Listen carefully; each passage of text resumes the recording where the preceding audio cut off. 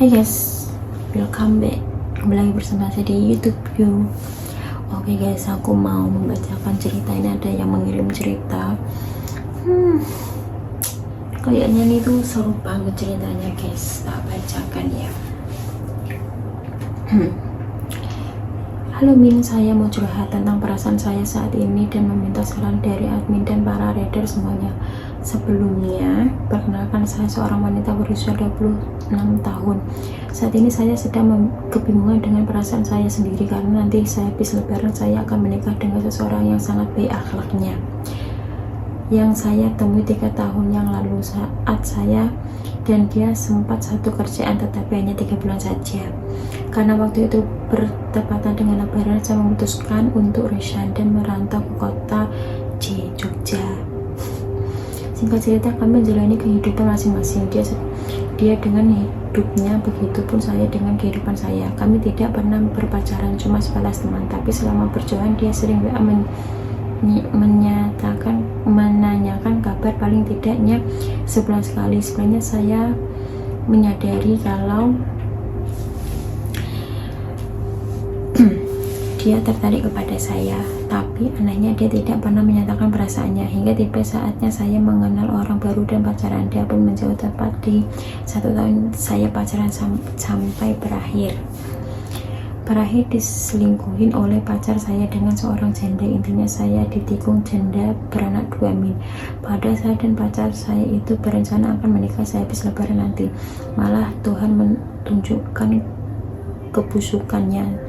Saya pun memilih untuk melepaskan pacar saya. Singkat cerita, teman saya tidak mengetahui kalau saya putus. Tiba-tiba dia bilang mau main ke kampung saya untuk bersilaturahmi dengan keluarga saya.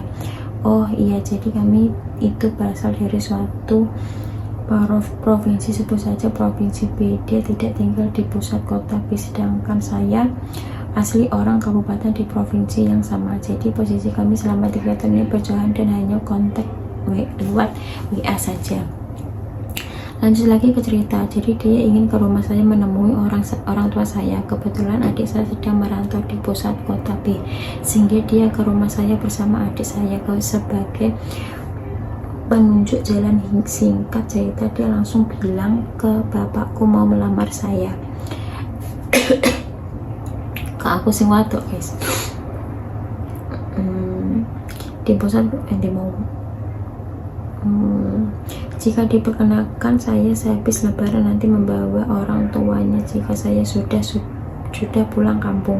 Dia menginap di rumah saya 2 malam, tapi tanpa ada saya di rumah. Keluarga saya menilai laki-laki ini baik, sholatnya bagus, terlihat ramah. Intinya keluarga saya menyukai dia. Saya merasa teman saya ini pantas dan layak untuk dijadikan imam saya, tapi di satu sisi saya belum ada rasa cinta dengannya. Saya sampaikan kepada orang tua saya, mereka bilang kalau wanita ini lebih baik bersama dengan laki-laki yang cintanya lebih besar. Semua teman saya juga mengenal laki-laki ini setuju karena kata mereka dia adalah laki-laki yang baik untuk saya. Namun herannya saya tidak pernah bisa cinta selama 3 tahun ini meski perlakuannya sangat baik pada saya. Saya takut menyesal kalau menyia-nyiakan dia, tapi saya juga merasa bersalah jika belum bisa mencintai dia saat ini. Saya sudah coba sholat istikharah dan saya bermimpi sedang bersama mantan saya, tetapi malah dia yang datang melamar saya di mimpi itu. Apakah yang harus saya lakukan saat ini? Saya benar-benar sedang bimbang dengan perasaan saya sendiri. Cara dia mencintai saya bukan seperti yang saya inginkan. Dia orangnya pendiam, kurang gaul, tapi sepertinya sosok yang bertanggung jawab. Selama ini saya selalu berpacaran dengan laki-laki yang bisa dibilang bad boy, gaul, ganteng, tapi mereka selalu menyakiti saya, menyelingkuhi. Dan dengan laki-laki sebaik ini saya sulit untuk jatuh cinta. Saya ingin sekali bisa mencintainya suatu saat nanti, tapi anehnya setiap perhatian yang dia berikan itu suka membuat saya ilfil. Saya takut menyakiti dia karena setiap usaha dia nampak sepele di mata saya, tapi saya juga takut kalau sampai kehilangan dia. Saya sudah tanya seputar pernikahan, kalau nikah keuangan siapa yang bantu, terus tinggal di mana dan lain-lain. Semua jawabannya dia sesuai semua seperti yang saya harapkan. Dia juga bilang mungkin saat ini gaji abang belum terlalu besar, tapi abang akan selalu berusaha buat memberikan yang terbaik buat adik nantinya. Saya terharu Min, tapi benar-benar belum ada rasa cinta. Saya harus bagaimana Min?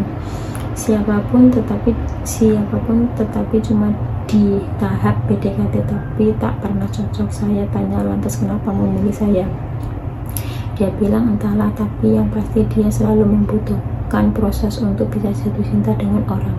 Dan anehnya dia selalu mengingat saya, tetapi belum berani bilang karena ingin mendatangi saya di saat dia sudah benar-benar siap dengan setel buat pernikahan. Tapi maksudnya sebelum nikah gitu guys. Gimana gak terharu coba saya mendengarnya Min, sedangkan selama ini saya selalu diselingkuhi, disia-siakan oleh mantan saya.